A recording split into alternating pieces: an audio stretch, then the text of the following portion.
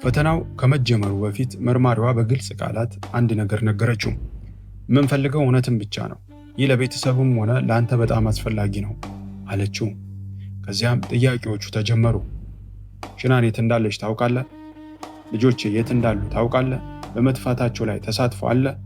ክሪስ በእያንዳንዱ ጥያቄ አይ ብሎ መለሰ። ነገር ግን ፈተናው ከተጠናቀቀ በኋላ መርማሪዎቹ ያገኙት ውጤት ለእርሱ መልካም አልነበረም። እንደ መርማሪዎቹ ግምገማ የፈተናው ውጤት ከመልሶቹ ጋር የማይጣጣም ምላሽ አሳይቷል። ከዚያ በኋላ መርማሪዎቹ በድጋሚ ክሪስን አናገሩት። ክሪስ፣ እኛ እውነቱን ማወቅ እንፈልጋለን። አሁንም እድል አለ፣ የሆነውን እውነት ንገረን አሉት። በዚያች ቅጽበት ክሪስ የመጀመሪያ የውሸት ታሪኩን ለመቀየር ሞከረ።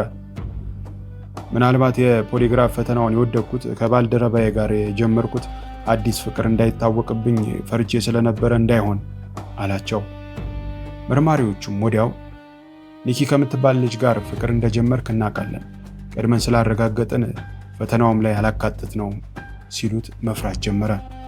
እሱ በመጀመሪያ የሰጠው ቃል በማስረጃ ያልተደገፈ መሆኑ ታወቀ። ምርመራው እየቀጠለ ሲሄድ የሰጣቸው መልሶች ተለዋውጠዋል። የፖሊግራፍ ፈተናውን መውደቁና በተከታታይ የቀረቡለት ጥያቄዎች ክሪስ ዋትስን ከፍተኛ ጫና ውስጥ አስገቡት። መርማሪዎቹ የሰበሰቡት ማስረጃ በየደቂቃው እየበዛ መጣ። በርከት ያሉ መረጃ ቢይዙም አልቸኮሉም። በእጃቸው የያዙትን ማስረጃዎች እንዲያብራራ ጠየቁት። የጎረቤት ካሜራ፣ የስልክ መረጃዎች፣ የሥራ ቦታ የጂፒኤስ መረጃ፣ ሁሉንም አንድ በአንድ አሳዩት። እነዚህ ሁሉ ተደምረው በክሪስ ላይ ያለውን ጫና ከፍ አደረጉት። በመጨረሻም ክሪስ ዝምታውን ሰበረ። መርማሪዎቹ ጉዳዩን ከየጠፉ ሰዎች ምርመራ ወደ ግድያ ምርመራ ለመቀየር በቂ ምክንያት እንዳላቸው አመኑ። ከዚያ በኋላ የተፈጠረው ደግሞ ጉዳዩን ሙሉ በሙሉ የቀየረ ነበር። ክሪስ ዋትስ የተደበቀውን እውነት መናገር ጀመረ። እውነቱን ለመናገር የተስማማውም ወንጀሉ ምንም ቢሆን የሞት ፍርድ እንደማይፈረድበት ካረጋገጡለት በኋላ ነው።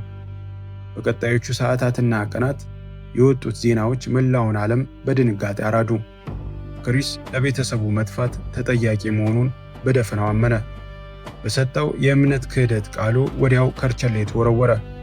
የወንጀል አፈጻጸሙን በዝርዝር ያላወቁት መርማሪዎቹ እንደገና እስር ቤት ድረስ ሄደው ቃለ መጠይቅ አደረጉለት። ከቃለ መጠይቁ የተገኘው ዋና ሐሳብ በውስልትናው ይጀምራል። በዚያን ወቅት ክሪስ ዋትስ ኒኪ ከምትባል ሴት ጋር በድብቅ ግንኙነት ስለጀመረ ጋብቻቸው ወድቆ ለመከስከስ በሁለት ግዙፍ ሕንፃዎች መሃል በተወጠረ ቀጭን ገመድ ላይ እንደ መራመድ ትልቅ አደጋ አንዣቦበት ነበር። በዚያች ቀን ሌሊት ክሪስና ሽናን ከብዙ ንትርክና ጭቅጭቅ መልስ ስለ መለያየት ተነጋገሩ። እሱ ግን ሐቁን መቀበልም መታገስም አቃተው። ንዴቱን ጭካኔ ተፈናጦት የሁለት ልጆቹን እናት የ15 ሳምንት ነፍሰ ጡር የሆነችውን ክፉ ደጉን ያየችለትን ደስታ መከራውን የተጋራችውን ያላትን ሁሉ ራሷን ጨምሮ የለገሰችውን የትዳር አጋሩን እነዚያ በፍቅር ሲደባብሷት በነበሩ እጆቹ በጭካኔ አንቆ ገደላት። ቀጥሎ ያደረገውን ስንሰማ ሽናንን በመግደሉ ምንም አይነት ድንጋጤ፣ ቅንጣት ታህል ጸጸት እንዳልተሰማው ይገለጽልናል። ይልቅስ ወንጀሉ እንዳይታወቅበት ወደ ሌላ ወንጀል መንደርደር ጀመረ።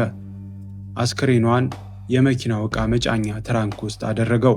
የ3 ዓመቷን ቤላን እና የ4 ዓመቷን ሴሊስት ሴሲን ቀድሞ መኪና ውስጥ አስገብቷቸው ስለነበረ ቀጥታ ወደ ሥራ ቦታው ወደ ነዳጅ ኩባንያው የሚወስደውን ረጅም መንገድ ያዘ።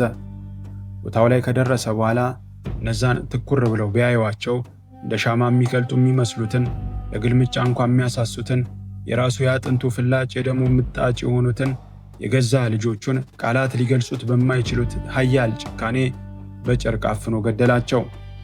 የሽናንን አስክሬን በሥራ ቦታው አቅራቢያ በሚገኝ ባዶ መሬት ውስጥ ጉድጓድ ቆፍሮ ቀበረው።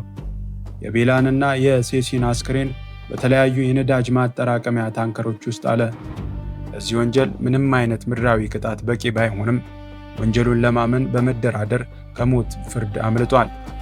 ነገር ግን በአንደኛ ደረጃ ግድያ፣ በሕፃናት ግድያ፣ እርግዝናን በማቋረጥ ሬሳን በመደበቅ በጠቅላላው በ9 ክሶች ጥፋተኛ ሆኖ በመገኘቱ 3 የዕድሜ ልክ እስራት፣ ያለ ምህረት ዕድልና 84 ዓመታት ተፈርዶበታል። አክብራችሁ ስለተከታተላችሁኝ አመሰግናለሁ። በሚቀጥለው እስክንገናኝ ቸር ይግጠመን።